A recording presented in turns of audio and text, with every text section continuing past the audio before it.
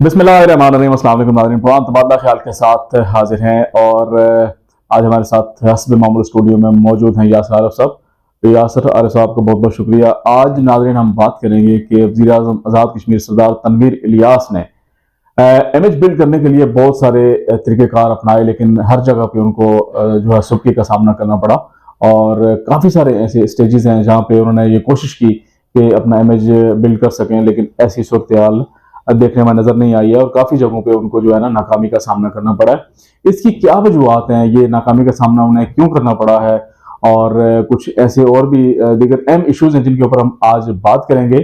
और सबसे पहले आज हम बात करते हैं नाजरीन के वज़ीर आज़म को इस महाज के ऊपर नाकामी का सामना क्यों करना पड़ा, क्या वजूहत थी कि वो अपना एक इमेज जो है वो बिल्ड करने में नाकाम रहे। तो यासर साहब मुझे इस हवाले से आप बताएं, आपके पास से कुछ मालूमात हैं ताकि नाजरीन तक वो पहुंच सकें कि इसकी क्या वजूहत हैं, क्यों जो है वज़ीर तनवीर इलियास साहब अभी तक जो है एक अपना इमेज कायम नहीं कर सकें और मुसलसल उन्हें नाकामी का सामना करना पड़ रहा है। उस्मान साहब, आपने जो इंट्रो पे कहा ये बात दुरुस्त है कि आज़ाद कश्मीर के जो मौजूदा वज़ीर आज़म है सरदार तनवीर इलियास साहब, इनकी हमा वक्त ये कोशिश रही है पहले दिन से तो वो एक रियासत की तमाम तर लीडरशिप, वहाँ के तमाम तर मकातिब फ़िक्र और वहाँ के तमाम भी हमारे सोशल एस्पेक्ट्स हैं और जो समाज के अंदर वाबस्ता रहने वाले जितने भी लोग हैं उन सब को यकजा करके एक अपना इमेज बिल्ड करें कि मैं सबको साथ लेके चल रहा हूँ, मैं सबको जो है ना लीड कर रहा हूँ।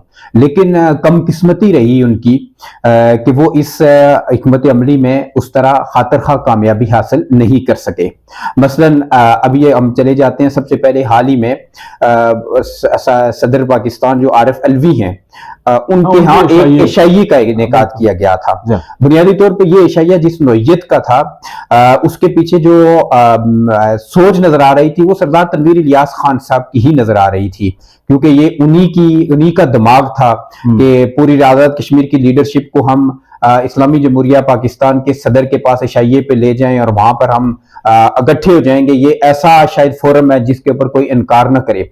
मुझे बहुत अच्छी तरह याद है कि सदर साहब के इशाइये के हवाले से दावत देने के लिए प्राइम मिनिस्टर आजाद कश्मीर अचानक अपोजिशन चैम्बर में चले गए थे। अचानक तो नहीं गए थे, वो अपोजिशन के एक अहम सीनियर पार्लियामेंटेरियन जो हैं उनके साथ बाकायदा अंडरस्टैंडिंग करके गए थे। उन्होंने सबको वहां पे बुलाया हुआ था और अचानक ये वहां पे जाके नमदार हुए थे, वहां पे कोई गिले शिकवे भी हुए थे और प्राइम मिनिस्टर आजाद कश्मीर ने सबकी बात सुनने के बाद, जो कि उनके मिजाज के बिल्कुल खिलाफ है, सबको दावत दी थी कि सदर पाकिस्तान जो है ना इशाइया देना चाह रहे हैं अगले दिनों में, तो मेरी रिक्वेस्ट होगी कि सारी लीडरशिप जो है ना वहां पे चले।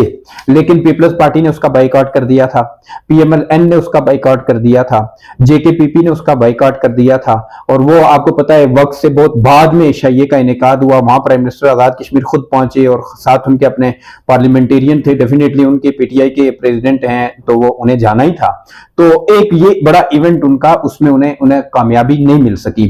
फिर उसके बाद हमने ये देखा कि पार्लियामेंट का मुश्तरका इजलास था जिसमें सदर आजाद कश्मीर भी गए, बाकी लीडरशिप भी थी, लेकिन वहां पे जो उसका मोटिव था वो कामयाब नहीं हो सका। जो मेजबान थे वो ही नहीं थे, मेजबान ही नहीं थे, क्योंकि वज़ीर ख़ारजा ने वहां पे कश्मीर पे करारदाद पेश करना थी, वो नहीं आए। वज़ीर आज़म पाकिस्तान वहां पर नहीं आए।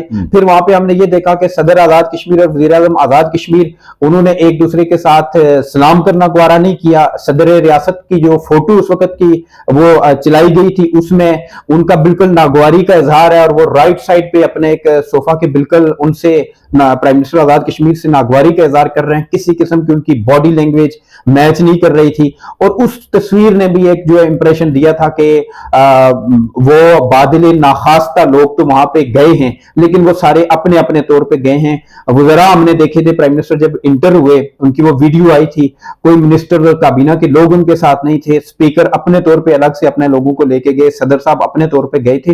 तो वहां से भी उस फोरम के ऊपर भी कोई उस तर्ज का इमेज बिल्ड नहीं हो सका। फिर वहां पे जहां पे बिठाया गया था वज़ीर आज़म आजाद कश्मीर को गैलरी में, उसके ऊपर भी बड़ा क्रिटिसिज्म हुआ। फिर उसके बाद हालिया हमने ये देखा कि अभी जो बल्दियाती इंतखाबात का क्रेडिट लेने के बाद तनवीर इलियास साहब ने यहाँ पे कन्वेंशन सेंटर में इस्तकबालिया तकरीब रखी। हम पहले दिन से कह रहे थे कि ये एक अनहोनी तकरीब है।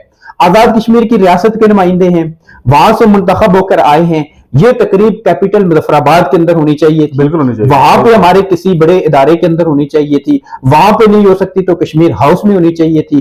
कन्वेंशन सेंटर में आप ला के ये तकरीब करके क्या मैसेज देना चाहते हैं? यानी ये भी उन्होंने PMLN ने जो उसके का बाइकाट किया, उसके ऊपर जो उन्होंने खत लिखा हुआ उसकी ड्राफ्टिंग बड़ी पढ़ने की है, उसके अंदर उन्होंने बड़ा वाजे किया है कि आजाद कश्मीर के अंदर प्राइम मिनिस्टर आजाद कश्मीर अपनी नाअहली को छुपाने के लिए एक जो है ना सारी क्यादत का अपने साथ होने का एक इंप्रेशन देने के लिए ये एक टैक्टिस इस्तेमाल कर रहे हैं जिसका हम बाइकाट करते हैं। इसका भी बाइकाट PMLN ने भी कर दिया, पीपल्स पार्टी ने भी कर दिया, JKPP ने भी कर दिया, और सबसे बढ़ के बैरिस्टर सुल्तान महमूद जो सदर रियासत हैं उनको चीफ गेस्ट के तौर पे बुलाना था तो उन्होंने इसमें जाने से माजरत कर दी। वज़ीर आज़म आजाद कश्मीर ने इस सारे अरसे में जो ये सारा एक इमेज बिल्डअप करने की कोशिश की उसमें वो बुरी तरह नाकाम हुए, और बदकिस्मती है ये उनकी। हालांकि इसके ऊपर उनकी कोशिशें भी शामिल हैं, उनकी अपनी सेहत भी दांव पे लगी, वो स्ट्रगल भी तमाम तरह उन्होंने की, वसाइल का भी उन्होंने कहीं भी जो है ना खर्च करने में कोई कमी नहीं की, लेकिन कम किस्मती के वो इसमें कामयाब नहीं हो सके।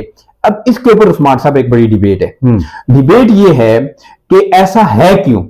क्या पॉलिटिकल लीडरशिप जो है हमारे समाज की, हमारे सीनियर पॉलिटिशियंस हैं, वो सरदार तनवीर इलियास खान साहब की शख्सियत को हसद और बुग़्ज़ की बुनियाद पे तस्लीम करने के लिए तैयार नहीं है, या फिर सरदार तनवीर इलियास खान साहब की अपनी शख्सियत और मजाज के अंदर कुछ ऐसा जोड़ है जिसकी बुनियाद पे लोग उन पे एतमाद और एतबार नहीं कर रहे? असल वजह यही है यासर कि उनके अपने जो मजाज हैं वो लोगों से मैच नहीं करते हैं। लोगों के मजाज तो उनसे मैच कर जाते हैं, लेकिन उनका जो अपना मजाज है लोगों को ट्रीट करने का, लोगों से बात करने का, वो मैच नहीं हो रहा है, जिस वजह से वो सिस्टम में वो फिट अभी तक फिट नहीं हो सके हैं। इसी वजह से बड़ी बात यह है कि अभी तक इमेज बिल्डिंग जिस तरह आपने कहा वो बुरी तरह नाकाम हुए, और एक जगह पे नहीं मुतअद्दिद जगहों के ऊपर उनको नाकामी का सामना करना पड़ा। उन्होंने बड़ी कोशिशें भी की कि मैं किसी ना किसी तरीके से मैं अपना इमेज बिल्ड कर सकूं, खासकर पाकिस्तान के जो पॉलिटिशियंस हैं उनके सामने आजाद कश्मीर, लेकिन अभी तक बिल्कुल उस्मान साहब आप दुरुस्त कह रहे हैं। वैसे अभी एक जो है ना एक और चीज हम कर लेते हैं। पिछले दिन उनके मीडिया पे बहुत ज्यादा हाइप क्रिएट की गई।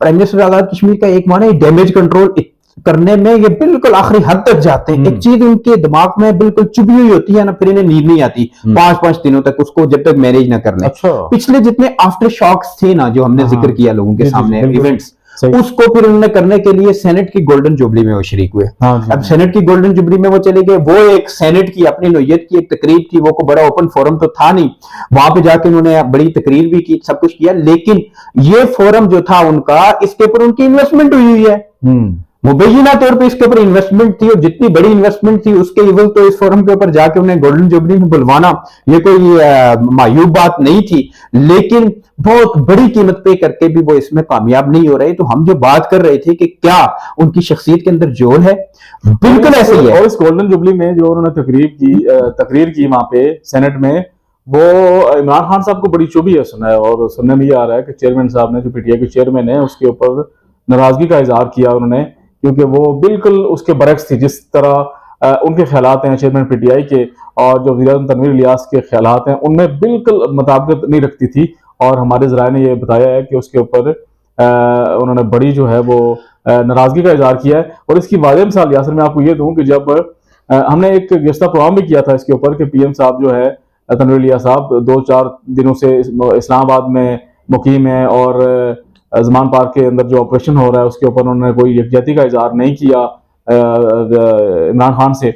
और फिर हमारे प्रोग्राम के बाद उन्होंने दौड़ें लगाई, वो वहां जाके पहुंचे, उन्होंने जाके टाइम लेने की कोशिश की, लेकिन हमारे ज़राए ने ये बताया कि वो काफी तगोदो के बाद ज़मान पार्क के बाहर कई घंटों उनको इंतजार करवाना पड़ा, और इंतजार के बाद इमरान खान से उनकी मुलाकात हुई, और वो भी मेरे ख्याल से हार्डली कहते हैं 5-7-10 मिनट की मुलाकात थी, फोटो सेशन था, और वो भी बड़ी मिन्नत तरनों के बाद हुआ है। और उसमें जो इमरान खान की बॉडी लैंग्वेज थी इनसे, वो आपने शायद अगर देखी हो तो बिल्कुल मतलब उसमें वाज़ेह और नाराजगी का इजहार कर रहे थे। बिल्कुल ऐसे ही है। दूसरा जो हम बात कर रहे थे ना उस्मान साहब, अब उनकी अदम तवाज़न जो उनकी शख्सियत के अंदर है, उसकी मैं आपके सामने एक मिसाल शेयर करता हूँ। जब हम खुद भी वहां पे मौजूद थे, मुझे याद है कि यूट्यूबर्स आए हुए थे लाहौर से, एक तकरीब हुई प्राइम मिनिस्टर हाउस के अंदर हाल में।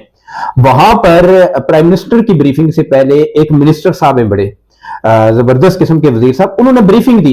ब्रीफिंग देते हुए उन्होंने 2 बार एक जुमला बोला, और प्राइम मिनिस्टर वहां पे बैठे बैठे जो है ना हाइपर हो गए, मैं बिल्कुल देख रहा था, उन्होंने अपनी ब्रीफिंग के अंदर ये जुमला बोला कि लतीफ अकबर साहब ने कल टॉक शो में बैठ के ये कहा है कि वजीर आजम के अंदर अहलियत ही नहीं है। ठीक है, अब मैं सामने देख रहा था और प्राइम मिनिस्टर की बॉडी फेस एकदम से फेस एक्सप्रेशन जो है ना उनका, बिल्कुल वो गुस्से में चले गए। मैंने वहां पे, मेरी ये था कि कोशिश करके किसी तरह अगर इनसे बात की जाए और इनको यहाँ पे कूल डाउन किया जाए, प्राइम मिनिस्टर आजाद कश्मीर को। मैं खुद, क्योंकि हम वहां पे देख रहे थे मीडिया, तो लेकिन वहां पे ये था कैमरे लगे हुए थे, कोई मौका नहीं था। मैं पूरा 1 घंटा तकरीबन, जो उससे पहले की लोगों ने गुफ्तगू की, उस सारे प्राइम मिनिस्टर की बॉडी लैंग्वेज को, प्राइम मिनिस्टर ने उसके बाद की कोई बात नहीं सुनी, किसी की बात उनके कानों को नहीं टकराई। वो जो मिनिस्टर साहब का जुमला था ना, लतीफ अकबर साहब ने वहां बैठ के टॉक शो में ये कहा कि वज़ीर आज़म आजाद कश्मीर नाअहल है, उसको लेके अगले लम्हे जो वज़ीर आज़म की गुफ्तगू के बाद उन्होंने सबसे पहले लतीफ अकबर साहब को, सीनियर पॉलिटिशियन है, उन पार्लियामेंटेरियन है, उनको कहा कि ये ज़कात चोर है। हाँ, ये सीट हारी हुई थी तुमने, ये राजा मंसूर की सीट थी, ठीक है, ये तो हमें पता है आपको सीट किस तरह मिली। यानी उनके साथ टकर गए। अब वारदात जब हो गई, बाहर निकल के मैंने 1-2 खास दोस्त थे, मैंने उन्हें कहा, मैं कहा मिनिस्टर साहब वारदात डाल गए। और मुझे जब मिनिस्टर ने ये बात मुंह से बोली थी, उसी वक्त प्राइम मिनिस्टर साहब रिएक्टिव हो गए थे और उनके दिमाग में चलना शुरू हो गया था कि मैंने अब लतीफ अकबर के साथ क्या करना है। लेकिन हम वहां पे बेबस इसलिए थे कि वहां पर उन्हें नहीं कर सके। फिर मुजफ्फराबाद प्रेस क्लब में जो कौम परस्तों के खिलाफ उन्होंने गुफ्तगू की, वो वारदात भी डली, वो हमारी सरफे नजर रही। जब तक हमारा वहां पे था तो हमने बहुत हवालों से उनको कोशिश की कहीं ना कहीं, किसी ना किसी तरह, लेकिन उनकी शख्सियत के अंदर जो एकदम से हाइपर हो जाने का ये एलिमेंट है, ये उनको मार दे देता है। अब लोग उनके बारे में बिल्कुल ही तवक्को रखते हैं कि वो या तो गले में हाथ, गिरबान में हाथ डालेंगे, या तो वो मिलते तरले शुरू कर लेंगे। 2 कैफियत उनकी बिल्कुल लोगों पे आश्कार हो गई हैं। अरस्तू ने कहा था कि हुक्मरान दानिश्वर होने चाहिए या दानिश्वरों को हुक्मरान होना चाहिए। ठीक है, ऐसे ही दानिश्वर वो होता है जो दानिश और बिनिश से काम लेता है, जो रिएक्टिव नहीं होता। वो एक स्टूडेंट पॉलिटिशियन और एक कॉलेज के नौजवान पॉलिटिशियन की तरह जो है ना रिएक्शन नहीं देता। तो वज़ीर आज़म आजाद कश्मीर की इस तरह के बेशुमार में हमारी हम तो जो अच्छी तजवीज़ देते हैं वो भी उनको चुभती हैं यासर। ये हमने, लेकिन आप देखें ना, उस्मान साहब उन्हें क्रेडिट दें कि वो आपका प्रोग्राम सुनते हैं, उन्होंने सब्सक्राइब किया हुआ है, पूरा सुनते हैं, बिल्कुल ऐसे होते। अच्छा, एक और बात है, अभी हालिया उन्होंने बुलाए थे पाक से जो बलदियाती नुमाइंदे अब मुंतखब हो गए हैं, तो काफी सारे उसमें लोगों ने शिरकत नहीं की है, जिनमें बड़ा नाम मेजर लतीफ खलीक साहब का है और भी काफी सारे लोग हैं। तो इसकी क्या वजूहत हैं? लोग को नाराज नजर आ रहे हैं जो बलदियाती नुमाइंदे हैं, खासकर बाग के जो हैं। देखिए, हमने पिछले प्रोग्राम में तो कहा था कि चेयरमैन के इंतखाब में 6 लोग वहां पर से जो है ना 6 काउंसलर ने उनके साथ धोखा कर दिया था। कमेटी बनी, वो अब्दाली साहब कोटली के वो इंचार्ज बने, मीर अकबर साहब पे अदम एतमाद किया गया। वो एक नाराजगी तो चल रही है, अभी तक उसका कोई नतीजा नहीं मिला। तो वो तो उसके बाद तो लोगों की नाराजगियां तो हैं, ये बढ़ेंगी, कम नहीं होंगी, इसलिए कि लोगों की तवक्कुआत हैं वो उन पे पूरा नहीं उतरा जा रहा। इसमें एक और बात है कि वज़ीर आज़म मुंतखब हुए हैं हल्का LA-15 बस्ती बाग से, तो चरखी बाग के एक मंजूर एडवोकेट साहब को उन्होंने लगा दिया है कि जो बस्ती की यानी LA-15 की जो स्कीमें होंगी उनको वो देखेंगे, उनके ऊपर साइन शाइन करेंगे, तरक्याती काम जितने भी होंगे मॉनिटर करने के लिए उनको लगाया गया। ये भी बड़ी चंबे की बात है कि मतलब अभी इसमें खास बात मैं आपको ये बताता चलूँ कि अभी बलदियाती जो नुमाइंदे मुंतखब हुए हैं, आप बस्ती से किसी अपने एक बलदियाती जो मुंतखब शुदा नुमाइंदा है उसको आप इसकी मॉनिटरिंग के लिए लगा देते या इसका कोऑर्डिनेटर लगा देते कि वो तरक्याती कामों को अच्छे तरीके से देख सकता है, बजाय इसके कि हल्का शर्की का बंदा उठ के बस्ती LA-15 के तरक्याती कामों में मुदाखलत करेगा और वो देखेगा।